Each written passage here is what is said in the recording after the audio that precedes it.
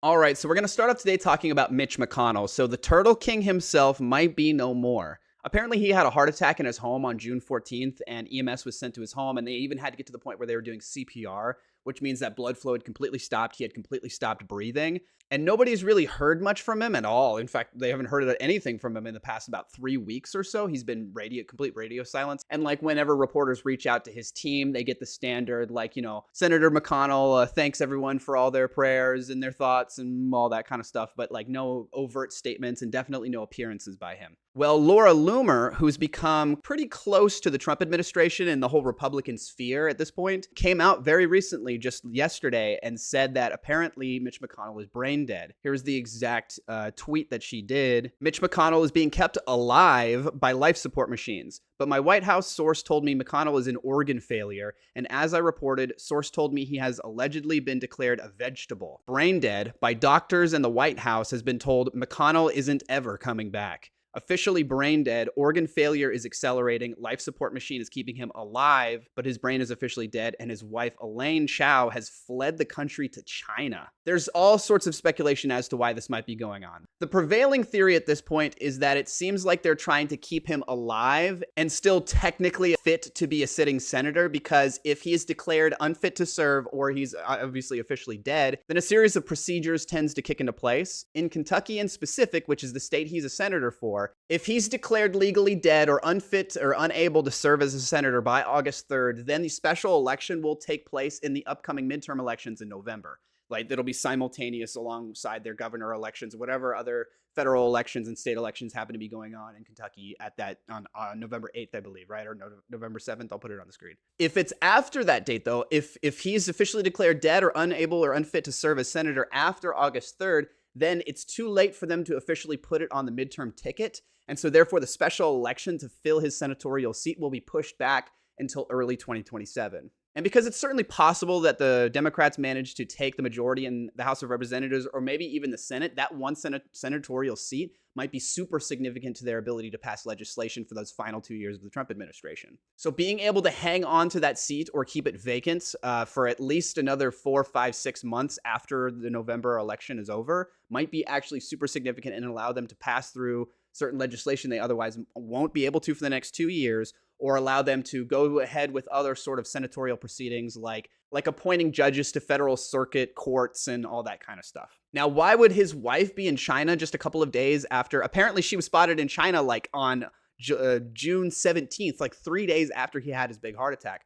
Well, the theory is that she's basically hiding abroad because then she won't be there and able to sign like next of kin, like deceased papers and like any paperwork or bureaucratic stuff that's necessary because she's his spouse. That would get the ball rolling on the whole, like he's unfit to serve or he's technically dead and therefore a replacement needs to be had and a special election needs to be put in place. Now, this isn't really surprising at all. For the last couple of months, really for the last couple of years, since he had a big fall just a couple of years ago, but especially so since the last couple of months, he's been fairly wheelchair bound. Most of the sightings of him around the Capitol and on Congress, on the floor of Congress, he's being pushed around by his aides in a wheelchair. So, and he's also 82, I believe. So this isn't terribly surprising. You know, he's past the average life expectancy age, even with all their good healthcare and stuff. 82 is pretty old, and most people statistically aren't living past that. So this isn't terribly surprising, especially considering all his other health problems. He had polio as a kid, so he has a number of he's maybe a bit frail. But him going into organ failure and being technically brain dead would be consistent with the reporting that when EMS showed up, they had to do CPR, which means that breathing had completely stopped. And apparently his brain had been deprived of oxygen for a long enough period of time that it did significant brain damage. And to do that, it only takes like 2 or 3 minutes maximum, I believe, for you to start experiencing brain damage. Like the cells inside your brain will literally start dying if they're deprived of oxygen for that long. Now, of course, there are examples of people who are not receiving oxygen into their brain for 5 minutes, 10 minutes, even up to like, I think 30 minutes technically, and they survived with varying degrees of cognitive impairment or brain damage or whatnot. And sometimes a little bit, sometimes none at all, sometimes a tremendous amount. But somebody at his age, even just a couple of minutes oxygen being deprived of the brain is going to be very significant and probably an effective death note. So yeah, I mean, Laura Loomer isn't exactly the most trustworthy source for all this kind of stuff, but she's become such a darling to the right wing, to the conservative movement to the Trump administration, and she's become a true insider at this point, that I think there maybe is some weight to this. I don't think she'd be coming out and making these kind of statements willy-nilly. And apparently some other right-wing like political figures and commentators and influencers and whatnot have recently come out in the last day or so saying, yes, that's what I've heard as well. So my sources have been telling me for days now that McConnell is dead, and that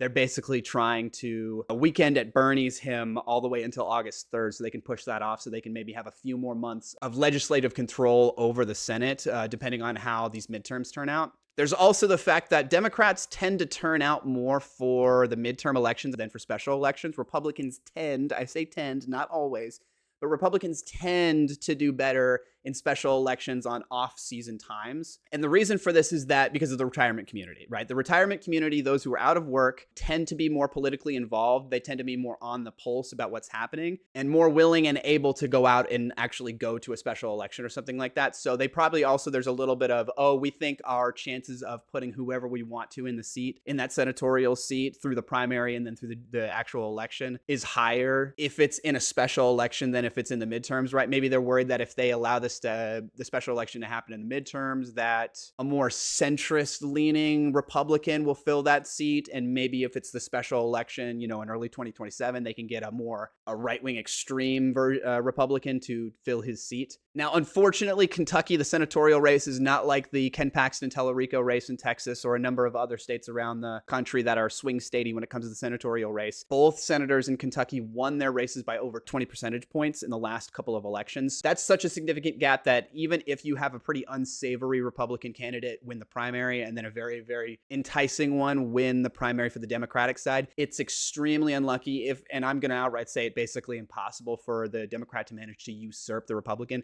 So it's a pretty safe Republican senatorial seat. So there's really no hope that maybe a Democrat could come in and usurp. But yeah, this is significant. I mean, McConnell has had a stranglehold on the way Senate Republicans have functioned, have operated for decades at this point. He's had a significant influence on American politics, more so maybe than anybody else besides outright presidents in the last however many decades. I would argue mostly not for good, but regardless if it was good or bad, he's been one of the most influential men in politics for a long time, for 30, 40, 50 years. And while his influence has waned a bit in the Trump years, his influence in the Senate is still quite significant. And so it's very much noteworthy that he's going to be gone, or it looks like he's going to be gone. I mean, obviously none of this reporting is completely official. There's been no official statements or sightings of him since these reports have come out. Considering it's Laura Loomer coming out and saying this, and there's a number of other people corroborating it, it makes me think it's probably true. It's probably true. I'd be surprised if this was outright false. Maybe a few of the details are off, but I'd be shocked if this was just a complete and outright lie.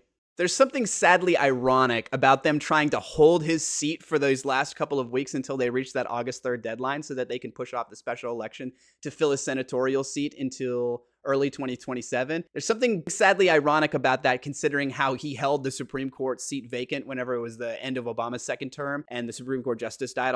I can't remember the name of them. I'll list it on screen right now. Oh, it was Ruth Bader Ginsburg, of course. What am I thinking? And they basically held that seat hostage for however many months until the midterms of the next election so that they could potentially, and what ended up happening, they could get a Republican president in office and they could pass through a conservative justice. So yeah, there's something a little bit ironic about it all, and very significant that he is no longer going to be around. Rest in pepperoni, the Turtle King.